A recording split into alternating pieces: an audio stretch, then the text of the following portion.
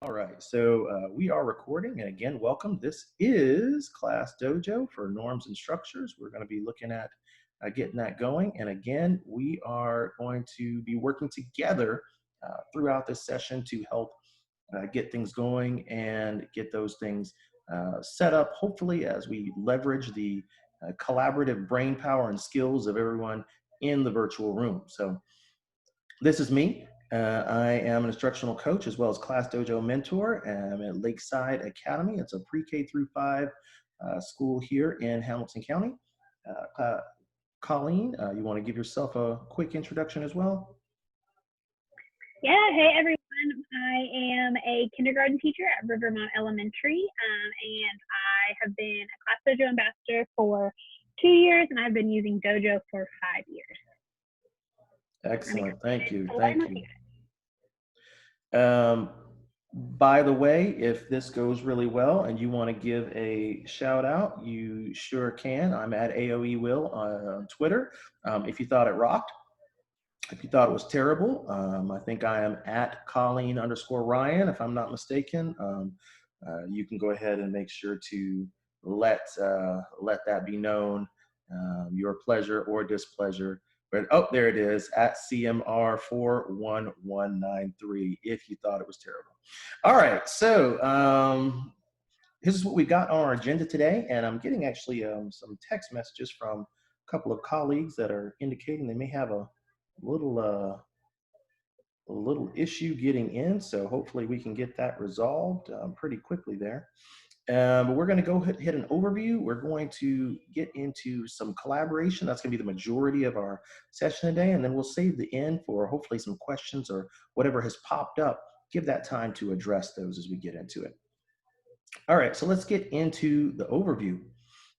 What is Class Dojo? Now, this is really intended to be more of a part 2, if there ever was one, following up on the introductory beginner session that we did last week. We did it 4 days, Colleen and I, or Jessica Ghazi and I. And so this is kind of the nuts and bolts, right? It's got all of these pieces. It is PBIS aligned, that's just Positive Behavior Intervention System.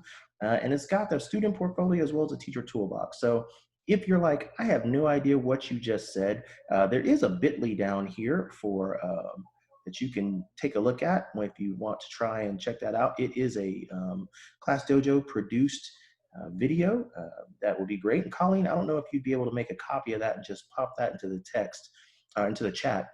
Then people can get to that as their leisure, or maybe download that chat at the end. So again, that is right here. And I'm going to advance because Colleen can see that later, even after we're done. So as we also look at that, Class Dojo takes care of these needs, right? We've got this unified communication platform. We've got a way to submit and log in and submit assignments without the need to type or read, and that's powerful. I mean, QR codes or using drawing or all of these tools. So those are some options.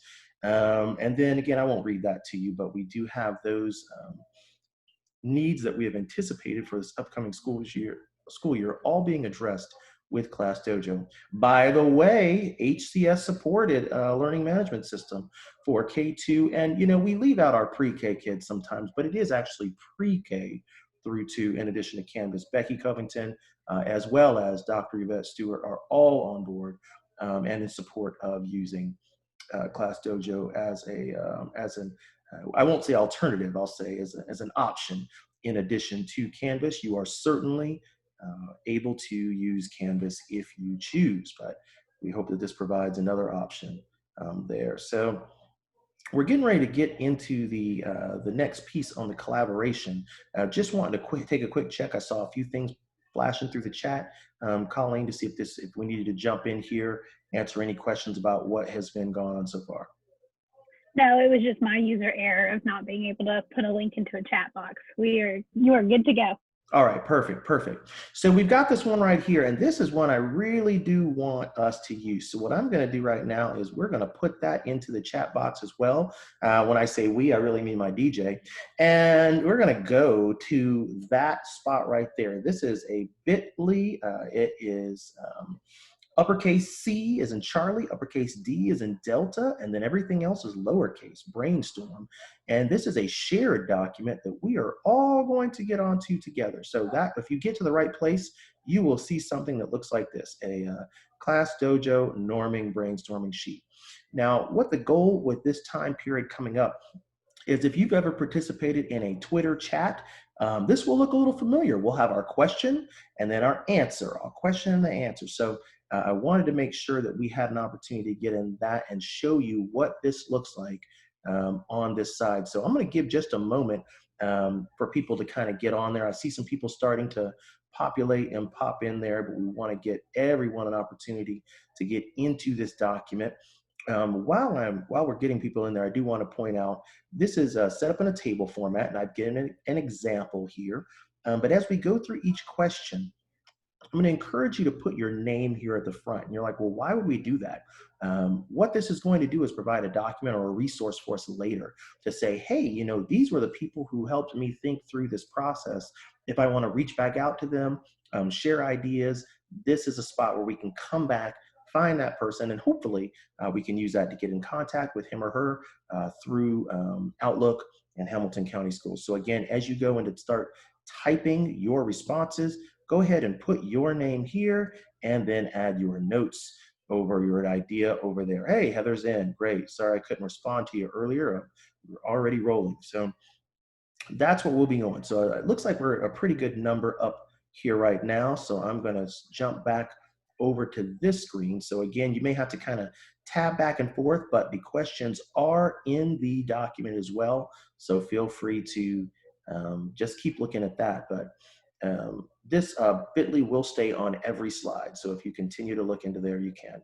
So I'm going to introduce this first question. It says, what procedures can I put in place in the first 2 weeks to help manage a transition to phase 2 or phase 1?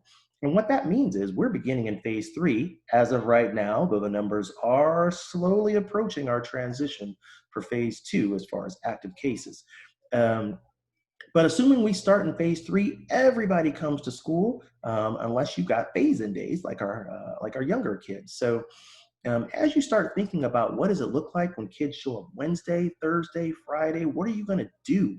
What are you physically going to have printed out, maybe by way of logins for your students, or how to get your parents connected to the messaging section? What are you going to do by way of that phase-in days, or maybe those first 3 days, the first 8 days? That'll be that Wednesday, Thursday, Friday, plus the following week as you think on that. And just as you are beginning to look at that, what can we do to help get it? And this is our time to be considering those things. And so I'm going to switch back over to the other document here, and let's start seeing what we've got by way of ideas. Oh, great. I've got people already putting things in. And by the way, if you're not comfortable typing on the screen and you just want to give a shout out verbally, by all means, go ahead and do that, and I'll try to record on your behalf. All right, I've got Ruthie here, ensuring students know how to log into an online platform in class and have, yeah, and so I would push back a little bit here, Ruthie, with this ensure students know how, not all of our classes are one-to-one. So my question would be, how do I do this without a device for every kiddo? So that's just a comment that I'm going to add in there on yours, Ruthie. And so if anyone wants to take a stab at that, consider answering as well. Excuse me, I have a request. Sure. My email, the Hamilton County email, is down. So I'm on my cell phone. Can someone put the Zoom meeting ID in the chat so I can use my desktop? Oh, absolutely. Give me one moment and I will do that. And in fact, would it be easier, I think that was Laverne, for me to just give you the link, the direct link to the Zoom meeting? Okay, but my email is down. So what I've been doing is going on the app and typing in the ID and typing in the password. You are absolutely right. Give me one moment and I will pull that up. Give me a second. And Colleen, if you're any faster with going back to that PD sheet, let me see if I'll have to log in.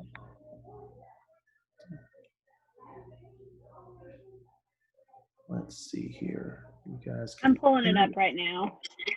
Okay.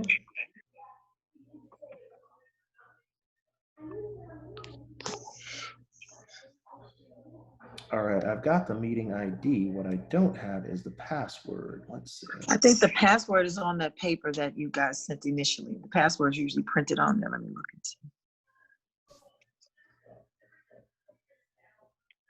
Let's see. I'm going to go put this in the chat.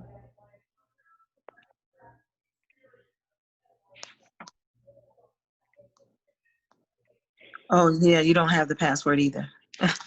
Okay, and I am also going to go do a little workaround. It's because I'm running the meeting and recording it, I'm getting fewer options than I normally would. So what I'm going to do is use the Zoom link, which has the password embedded, and let's go ahead and see what we can do there.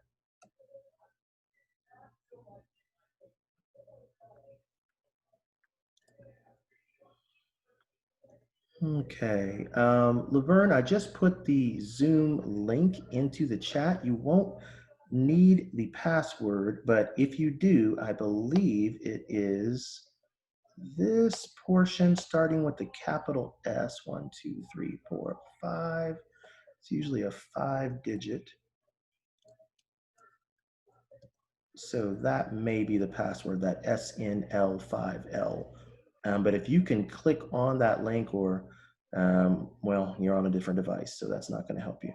But try that for the password, that SNL5L, and I will add the next portion of it. Happens to also be a 00. So I've added the second part as well. All right, I'm going to flip my screen back over because I didn't want to take too long on that first one, and see where we are by way of those results. So yeah, we're seeing some great things, right? We have send in home info for all login. Be sure parents are in contact with you in case we have to go virtually. So we definitely want to not just have student login information. We want to get those parents connected to our students. Practice with students on procedures, making sure they are successful. Yep. Caroline says practice, practice, practice. Begin with whole group directions. Or small groups as technology is limited. There we go. That's what I was looking for. An option for what do we do if our kids are not one-to-one. The other piece, of course, is we have these new restrictions by way of how do we keep things clean? Are we passing computers around and have to consider how to sanitize those, right? And make sure that the keyboards and hands are clean for us to move devices from one person to another. So this portion here to discuss how to treat technology may also may to include sanitation. So I'm going to go ahead in here. All right, we're going to take another 30 seconds on this piece. One page of need to knows. Yes, right. And as we talk about these logins, I want you to also think about the fact that we are supposed to have class links as well. It's a single sign-on service, and that is supposed to take care of memorizing all of the logins. So Hamilton County has purchased this service, and in theory, when kids log in to the device of their choice, maybe their Google Chromebook or what have you, once they get logged into that, they don't have to log into anything else, whether that's iReady, Reading Links, Mastery Connect, or Class Dojo. So we will hope that that will be useful as well as successful. So I'm going to just write here has been purchased and should help with this. I know as a parent, if my kids just had one login, hallelujah. Let's get that taken care of. And then Teresa Reed, your comment here is one I'm going to finish up on as we go into the next thing. Building those relationships is going to be so huge. Learning the names of kids in class. As a related arts teacher who saw every kid, I had to memorize, about 400 plus students every year. One of the ways that I did that because Power School didn't always, at least at my school, Power School didn't always have images of the kids. I took pictures as they came in the door the first day, had them say their name, and I do a little recording, and that was homework for the first week. Take those recordings home, learn those kids' names. The older kids, of course, I would remember. The younger kids always had to build those kindergarten names up every year. So make sure to get those in right away. I think that's awesome. Okay. So we're kind of wrapped up on question 1. Let's take a look at question 2. How will I organize and assign work to my students? Now, what I specifically mean with this is within Class Dojo is what I'm really thinking. So just to remind you, and I'm going to still continue to share my screen, but I'm going to flip over to my other account. We have here Miss Ryan's robots. I'm logged into Miss Ryan's class. Still in there. Hey, Miss Ryan. And as you remember, we went through this portfolio section. You have ways to assign assignments here, individual tasks for students via this feature called activities, and we just can think of those as assignments. But you can also use the class story as a vehicle to assign work as well. And I'm going to scroll down to that last week. Here we go. This last week of kindergarten that Miss Ryan used, where she went ahead and gave the weekly overview for that, making sure to give this parent information here through the lessons here. Remember, this was a Google slide format, kind of aimed at the adults, helping them to know the information and reminders. So great tool there. We also had the weekly overview aimed at both adults and students because it contained all the information needed for the week the kids needed to do. And we also have the 5 must do for the week.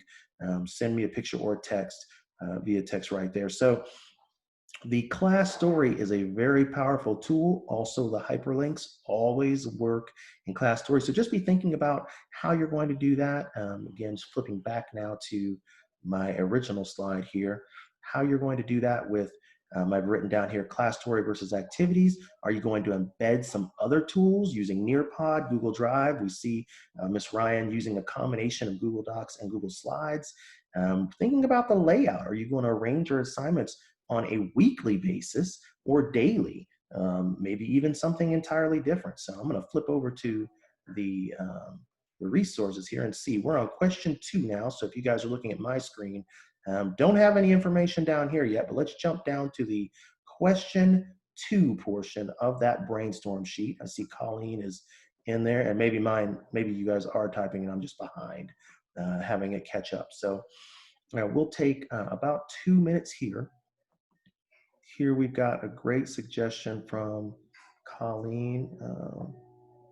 Says when assigning work, have one must do, and then they can submit one for each subject in the portfolio area and keep track of. Colleen, would you mind pulling your voice up and elaborating on that just a little bit? Yeah, so during virtual learning, as you can see, I had like a weekly overview, but then I had daily lessons. And so it kind of varied based on how the families wanted to learn. So my learning kind of built on each other. So they, maybe the topic was they were reading a story. So Monday, they may have listened to a story. Tuesday, Wednesday, Thursday, they're filling in a beginning, middle, and chart, talking about, different questioning on it. And then on Friday, their final task or their must do would be to retell the story, making a book or something like that. And then that would be the thing that they published on their portfolio. So they kind of build onto each other. So I didn't have, 2,000 things being submitted to their portfolio. It was just, this is the literacy for the week. This was the math for the week. This was the science. This was the writing. And it just all kind of built on each other. So they could easily knew when they've actually turned it in and they can learn from it from there. Wow. So that sounds, right away when you said that, I'm feeling like HyperDocs jumped into mind for that. I'm feeling a PBL type assignment that's more unit-based. This sounds like a great one. Great HyperDoc or PBL style opportunity. Yeah, so that's awesome. And if you are interested in learning more about HyperDocs, I'd be happy to point you in a direction there. that you can consider. But I think Nearpods will be a great way to embed it. Someone else is jumping in here. I have a question. Sure. So I see where we can list the assignments and everything. So I guess when they log in to their individual, little avatar, is that where they upload assignments? Yeah, let me flip over, Heather, to a student view. Let's see if I've still, oh, no internet. Hold on, let's flip that over. And this is student one. So as my little guy starts spinning around here, let's see. Okay, so I'm gonna go to the home portion on this. So when the kids get logged in, this is what they see, right? They have a quick snapshot. They've got a couple of their assignments that they're gonna need. They've got their classes over here on the left. And then most importantly, they've got their stories down here. This is the class story. And so if you are going to use a combination, as Ryan suggested, of the class story here, the most recent one will stay at the top. So they'll see, the week of whatever will stay right here at the top. If there are individual tasks that you want, or maybe that cumulative task, that'll also be arranged chronologically up here, so they can turn in those individual tasks. And again, if they need to see more, we just hit view all, and there they go. They pop up. I confess, Heather, I got just the train of your question. I remember, will you repeat that for me one more time? Yeah, so once I build a class story with like the overview and like here's our assignments, do those automatically populate into their little individual things? And then how do they turn it in? Like, do they upload it to this? Arthur, you okay if I take this? Yes, please go for it, girl. Okay. So what I did is the story that would be, I kept it to the top of the class story feed. So like for the whole week, they saw the overview, they saw everything. And then I had individually made literacy to do week of blah, blah, blah, math to do week of blah, blah, blah. So, and then in my like slideshow of the overview, I put a little Dojo icon. It said, okay, now that you're done, post it to your portfolio. So they were easily able to see. And then for parents, they were able to go back and say, oh, well, I noticed that, Pickle Snickle didn't do his literacy this week. Let's work on that as a family. So it did take a little steps for me to put it in two places. So it doesn't automatically populate to there, but it's very simple for them to have quick access to it. And I'm going to go ahead and jump on this assignment so you can see the physical submission. And like, hey, I'm on here. This is a assignment that the student needs to turn in a picture. So Ms. Ryan's already got it set up where the student can literally just hit the camera button and that's it, right? They've got their picture, or if it needs to be work, they can, oh, here's my drawing of an owl. They can snap their picture there and turn that in as well. So that is all dependent on how you set up the assignment. Do you want them to turn in an image like this one, or do you want them to turn in something that's a video, or maybe even a drawing? So there's going to be a variety of methods you can use there. I was wondering, like for like paper pencil, like if they have to take a test or something like that, like how would they upload that? I'll take one shot, and Colleen, if you want to go ahead and jump in too. Matter of fact, let me let you start. So when I would do like a test or something, if you're not utilizing Master Connect, especially with the littles, I know it's hard. I would just have them take a picture of it and post it. So I might just label the to-do assignment, or sight word test, 525, and then it would just be a picture thing, and they would just take a picture, and then I would see it. The other option is you could link a Google form if you wanted to make it digital. But I will say, if you've not gone to a Nearpod PD, Nearpod is going to also be another way for you to easily do assessments and stuff. So there's multiple options, but for me, especially like throwing my kids into this in March, I just labeled a assignment saying, take a picture of your, math shapes quiz. And once they filled it out, they took a picture, and then I was able to easily see that documentation. Hopefully that answers your question. This is Cindy Ball. I'm over at Barger Academy. And I want to shout out to you thanks for all you do for our community. Oh, thank you very much. I appreciate it. I followed you and Brittany and appreciate y'all. But back to this, one of the things that I didn't get angry about it, but it was frustrating as a teacher is trying to get students to be engaged. So we started out using, which I'm going to be full on board with this, with the Class Dojo. And then what we did is we switched over in first grade to Seesaw. And we used the Seesaw platform, which had a lot of forms and things embedded in there, and the kids would actively work with. And I tended to get more kids that were involved with the Seesaw things than the Dojo. So maybe you could share with us, because it was very interactive. There were games that they could play. It was, I was curious to know, is Dojo working on their format and how they can do things more interactively with the students, as opposed to just, here's a worksheet, do it, and we'll take a picture and send it back. Does that make sense? Yes, that totally makes sense. So Dojo is constantly updating and working on things. So they are, there will be a worksheet feature that will have interactivity that's hopefully going to be released in the next few weeks. I will say that the big difference with Dojo and Seesaw is a paid platform. I know that you get a free account to start, and that was something that we really looked into, but eventually it starts to cost more money. But Dojo is working on getting more interactivity. I will say that I easily was still able to have those in Dojo. I just copied a link. Like if I wanted them to do an interactive Google slide where they had to drag and drop a letter to match it to the beginning sound picture, I put that in my class story post and forced them to make a copy, and they were able to interact and do it, and I got to see their learning. So there's ways to do that. I want to do that, because we're going to do whatever. It's about reaching the kids and getting the parents on board and the kids on board. And even though there were some that I just could not get to log in at all, I did everything I could to get them to log in.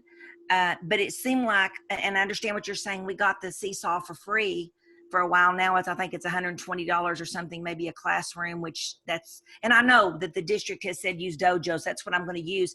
But again, I was having more participation. And then what I could do is those things would be uploaded to me, and I could go in there and I could type a little note, Colleen, which you know this, or I could use my voice verbally and say, hey, Cindy, you did a great job on page 1. I need you to go back. You skipped it, or go back and look at the corrections that I need you to make. And I didn't know how to do that using Dojo, but hopefully with your help and Arthur's help, we're going to be better at that. Yeah, and I know Arthur can show about commenting and things like that too on work, so that is a feature. But I completely understand what you're saying. So hopefully now, though, that district is advertising out to parents that Class Dojo is how K2 is going to be.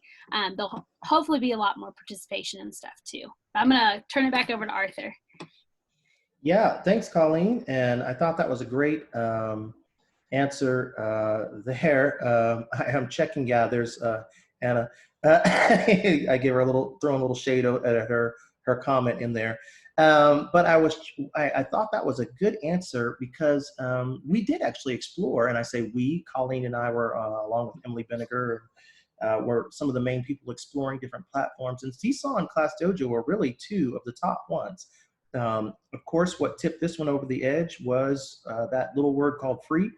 And so that really does that. As far as the games piece, yeah, Class Dojo doesn't have that. What I will say, though, is Colleen's mentioned this once or twice already, but I'll throw it out there again. Nearpod does have the games built in, and as several of the features. And it is free to us, because Hamilton County has agreed to pay for that, because it's being used K through 12. So if you want to add some of that game interactivity to help promote engagement, definitely recommend going into those PD sessions, really taking a look at some of those Nearpod recordings. Jessica Ghazi did some great PD around that. Take a look at it. Go ahead and sign in to nearpod.com using your Hamilton County Google login credentials, and play with it. Take a look. Tons of resources, tons of videos from Nearpod that will be awesome there. So, and of course, Jessica Ghazi has thrown her email and contact information out there on a few different occasions, so you could certainly reach out to her, but I certainly am happy to help. And I think, Colleen, aren't you running a Nearpod session next week? Mm-hmm. Next It's either Tuesday or Wednesday at 2, and it's focused on elementary. And I'm going to show how to make things, how to use it for assessment, and also how you can take the link and put it into your class dojo. Here we go. I finally found And the. you know they're doing a week-long calling next week of the new EL. That's Yeah. right. That really takes some of us out of getting to get. I guess we can go in and just watch them recorded, right? Yes, these will be recorded. We had already scheduled the dates before EL came out with their times. So this will be recorded, and right after, about an hour after, I will put it into this document that you signed up through, and you'll be able to access the recordings. Okay, thank you, Colleen. Mm-hmm. And I think if I remember the time frame on that EL, you might actually be able to come jump into this live, because I'm looking here. It's at 2 o'clock. Is Colleen's Nearpod creating and sharing for elementary. That's on the 21st of July. I don't have the schedule for the ELs right in front of me, but it seemed like we might have been done. We had this afternoon session at that same time for EL. Oh, okay. So yeah, no, after it got scheduled, I was like, oh, because I need to be at this training. So both of them are going to be recorded. So whichever one you want to see, and then just like Arthur said, I'm going to put my email. So if you want an individual, some help, I can most definitely help too. yeah, and that actually bears some consideration. Maybe we need to look at if there's some other options for timing or rescheduling Colleen for that session. That may be worth looking at for next week. Okay, And sorry about that. Oh, go ahead.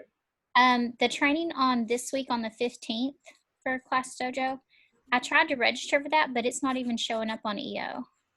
It may be labeled as class links. It was the class links PD, but since class links has not been put up, they're not done putting everyone in and things like that. So we couldn't give an effective PD for it. So that's why it changed to Class Dojo. So try searching a class link PD at that time on that day, and I bet that's what it is.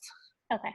Wow, that's a great question there. And Colleen, you may have to adjust that on the PD sheet if that comes back, having been the case, because I'm sure there'll be other people that's the case for. Okay, so we had this one here. This was question 2, and we had some awesome, I pushed back a little bit on one with the Terry's on the supplemental activities, just making sure that students and parents maybe make sure that it's very clear that those are in fact supplemental, means extra, not required. I know I had several parents that looked at everything as my kid's supposed to do all of it. And so that is something to be really clear about. Daily announcements, I feel like a weekly organization for assignments gives little flexibility. Caroline, you feel like, or Anna, do you feel like elaborating on that a little bit for us? What you mean by that? I'm just thinking weekly, because that's what we would do in the classroom as educators, is think Monday through Friday. And that if we could do something like that similar for our students, like have it paced out, kind of paced out, kind of loose. That's why I put a question mark at the end of my flexibility, just because I'm thinking between the phases. If I can think Monday through Friday, this is what I like to do in the classroom or have kids do online, then they know per week what the expectation is. So you're thinking that would be a positive or a desirable thing, is to have kind of that Monday through Friday mindset. Yeah, it's like you can look kind of ahead, but not too far in advance. And it might just feel a little bit easier for families. Yeah, I 100% agree with that. And actually, it's almost like you knew here, because that's going to come up in one of my questions here, but let's come up here with this next one. It says, what steps can I take to prepare myself and my students to distribute and access content? And some considerations that I want you to keep in mind are that parent night maybe, or orientation. I know at some point I saw that they were looking to do an orientation in those first 3 days on the calendar, maybe that Friday, to kind of look and see about that. So be thinking about that. Also thinking about your physical cues. If your kids are in the classroom, do you have note cards, or do you have a sheet, or what do you do to help them remember their log-on procedures and those things? And then finally, speaking of procedures, your classroom rules and procedures.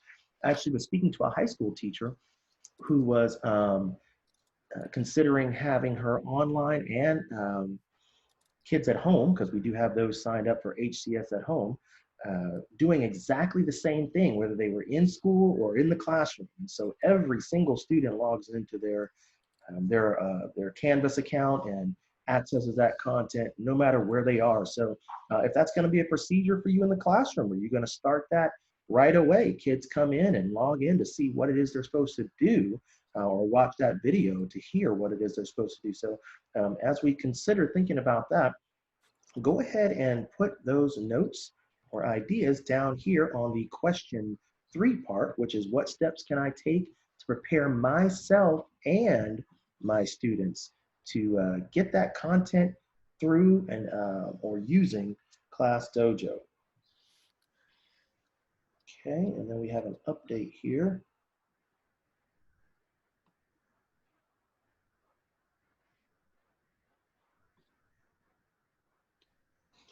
Oh yeah, so just an update, Colleen. It's showing, according to Heather, that the class link session was canceled. It shows on Employee Online, but it doesn't show any type of replacement.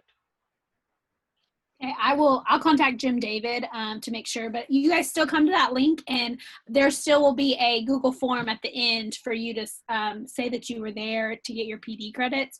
And I will talk with him about what to do with EO and stuff, but it's just follow the link. So that day kind of maybe penciled in on your calendar, and then the link will still be up in that PD doc, and I'll talk with Jim David about it. That's awesome. Great thinking. Yeah, I'm looking here, Jennifer, having individual QR codes available for parents to scan at orientation. That would be great. Not to go ahead and have them get linked to that kid right there, right? They show up and let's get you connected to your student. If your school hasn't already been using Class Dojo and you don't have a directory that's kind of populated, you want to get that class list set up in advance, so that you can have your kiddos' names in there ready to go. When they get that, gather multiple ways to contact families. Of course, that's going to, at least for certain populations, that may be on a weekly basis, right? You're updating phone numbers and contact information. I'm liking where I think Cindy's going here. Let's see what she's got. Any and all questions that come up, sharing the PowerPoint. I'm gonna wait. Yep, loving Jennifer's idea for QR codes there. Thank you, Renee. Heather saying when we get the class, Rogers, contact parents and introduce ourselves. Yeah. And then go ahead. Something else I was thinking about, seeing like these QR codes and people saying making PowerPoints, it's just something I thought I might do now, is also kind of creating a list in that PowerPoint to let them know, like, these are the sites that I'm going to use embedded into Dojo. Like, oh, you might see them use Flipgrid, you might see them Nearpod, and you might see them like Reading Exit iReady, just so like parents are understanding that if they walk by their student on the computer, that in there maybe playing Fortnite, that was not the one of the sites that they were doing. So maybe just sharing what those platforms are and why they would be using Flipgrid for building communication and sharing video thinking and things like that. So that might be something to add in. But of course, Colleen, when you ask your kids to do the Orange Justice dance on their Flipgrid, they're going to have to research it first and then do it. So there may be some YouTube or some TikTok flowing through there. Just make sure your parents know, everything is permissible. They can go on any site. It's fine. Miss Ryan says so.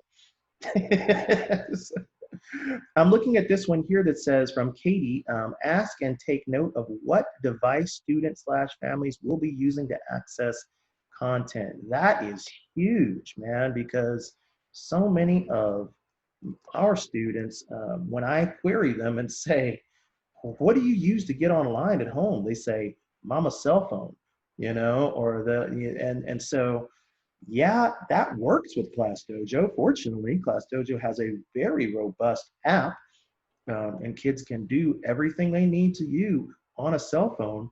But just think of the quality of submission you're going to get on a cell phone versus even compared to an iPad or a Chromebook.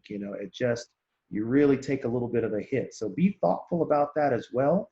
Thank you, Katie, for bringing that up. If kids are going to be using little cell phones, you may want them to do like Miss Ryan, use a piece of paper at the house, do your work on that, and then take a picture of it. Then I can still have you practice those fine motor skills with pencil holding manipulation, and then you just snap the photo at the end. I've seen kids as young as 2 years old figure out how to use the camera on an iPad. So definitely, I think it would be developmentally appropriate and accessible. Jennifer giving the so important here on survey parents on devices. Yep, there was another one there. QR code, practice using it in class. And I think, and I'm just gonna keep this between you, me, and the recorded audience that may be potentially viewing this in the future. I honestly don't think we'll be in school for too long. So when we go back, so I really want to push and have people be thoughtful about how you use those first 2 weeks, because I could easily see us shifting to phase 2 in right around that end of that second week period. So be thoughtful, be thinking about it, and getting those students ready. All right, we're coming to the end of our time, and so I want to go ahead and shift over to my last question here for us to think of, and it's the shortest one, so appropriately enough, and that is, where can I find support to help me with Class Dojo? And then I cheated and threw a second question in there. How can I support others? So as you're looking at that, consider your related arts teachers, and if you want to create / utilize co-teachers, one of the best support systems you have in your building is your team, if you got one. And so Class Dojo allows you to make co-teachers for your classes.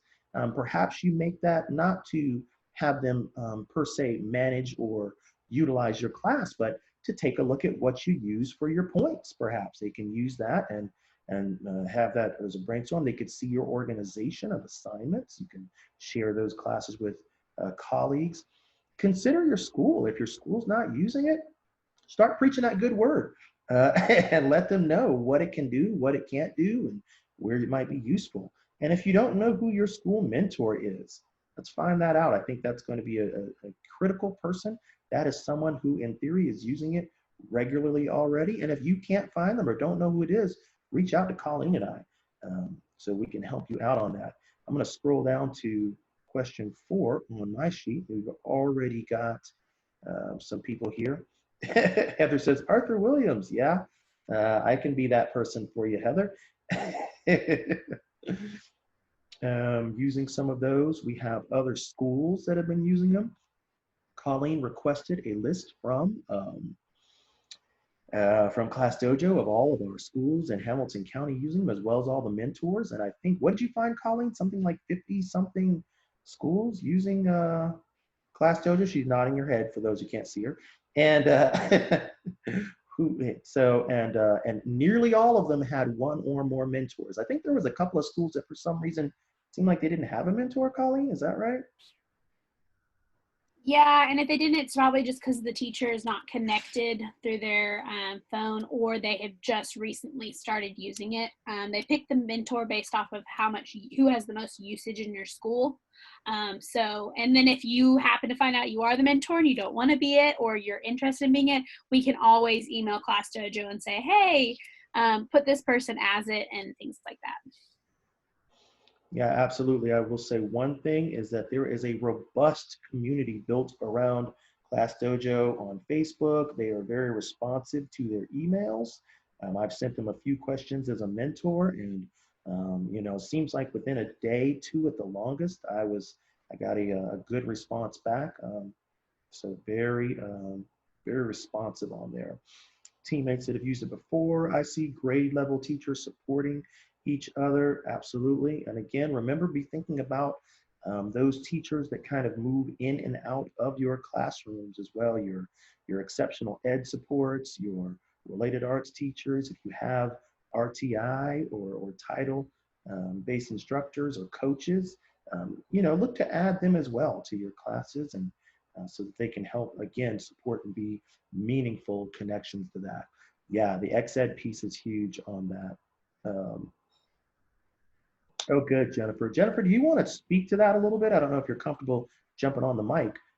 here, but if you are good, I'd love to hear your experience with that. Are you talking about the XED piece? Yes. When we went remote, I had a student who had an assistant, and then I also had a couple that were XED, and I added both of them as co-teachers. That way they could get in and see the assignments that I had, and when they did Zoom calls with their students, it was more effective because they could see the work that they were expected to do. And then also, it allowed them to comment on work that their students might, submit to their portfolio. All right. I definitely appreciate that. Thank you so much, Jennifer. Um, yeah, speaking as someone who has worked with the XED teacher, and now we have two this year at our school, that's a huge deal. As much access as that teacher or teachers can have to what is the normal operations in your classroom, what are kids' expectations, what are parent expectations, as much as possible, that is huge. So by all means, please, please, please consider helping them to do that. I think also, Arthur, we got to keep in mind this, and I'm speaking on behalf of what I heard from parents at Barger and parents everywhere. A lot of these parents are working full-time jobs. We have a lot of single moms at our school, but a lot of these parents, we don't want to dumb down what we're teaching, but we've got to put this in parent-friendly terms. I had a parent say to me, Ms. Ball, I've worked all day long and I come home and there's so much. It's just totally overwhelming. We've got to make sure that while our plans and whatever we put out there, Arthur and Colleen, they have got to be where parents can follow them. And if you have so much and you cram those things, it's like a classroom that's just loaded with so much stuff in it that you've got those kids in there with ADD and ADHD that are just off the wall. We got to make sure that we get to the point, because our learning has to be prioritized. And the best way to do that is to make that in terms that parents can understand. When you go off too much on your educational jargon, and I'm not saying our parents aren't smart, but I had a mother say to me, Miss Ball, I cannot, and this wasn't the only one, I cannot do this. I do not even understand what is being asked of me. So I think that's just to make sure that we are communicating from the beginning and making sure that we're making things successful for our parents and our kids. Yeah, absolutely. Thank you for that comment, Cindy. And that's going to be huge. As a parent with two teachers in the home, we had 3 children that's transitioned to digital or remote learning at the end of March. And again, we've got a PhD in my house. We've got a master's student, and it was rough. Like life was not easy. It was rough. And that's with people in Hamilton County who know the jargon, who know the strategies, who know, that we're not regrouping necessarily. We're making tens and counting up, and all of these things with kids in 1st grade, 4th grade, and 7th grade. And even with that, life was challenging. So absolutely, Cindy, I definitely hear that. Our school is not in the same situation as Barker. We kind of are adjacent to you guys, but we get a lot of your kiddos, and I know what you're talking about. So definitely appreciative and thoughtful, appreciative of your thoughtful comment with that regard. I wrote down here, just consider your parenting partnership, and just remember that the parents are, especially at the K through 2 level, they have got to be our partners in that. And we need to make sure that we're addressing that content. One of the reasons I love so much that I read on Colleen's class story, that she had that portion for the kiddos, but she also had that stuff written specifically for the parents. Like, hey, this is your little thing, your cheat sheet. You can go through here and check this out, and kind of help get you prepped there. So definitely appreciating that. Guys, we are at the end of our time, and this is the Q&A. So I do want to be respectful of your time and recognize that some of you may have only budgeted that 45 minutes, in which case we are 5 minutes over on that. And so certainly if you need to go, I am not mad at you. But if you wanted to stick around, if you've got questions, concerns, and you want to get those answered, now's the time. Let's go ahead and I'll go ahead and stick around here. And I know if Colleen has to jump out and I'm like, I have no idea what the answer to that, we can get her on the phone or something later on. But, I know the classes are sessions are recorded. yes. How do I get it to review it at a later date? Okay, I'll go ahead and just show that actually. So I'm gonna escape out of here. If I can find that PD sheet a little more quickly than I did this last time. Let's see. Oh, it's like right under here, I think. Okay, so you can see here, this is week 1. Laverne, were you able to find this? One moment, my screen is small, so I'm trying to make it big so I can. Oh, okay. You're sharing your screen, right? So I need to. I am, yes. And I'm trying to figure out how to make it really big, like the view options.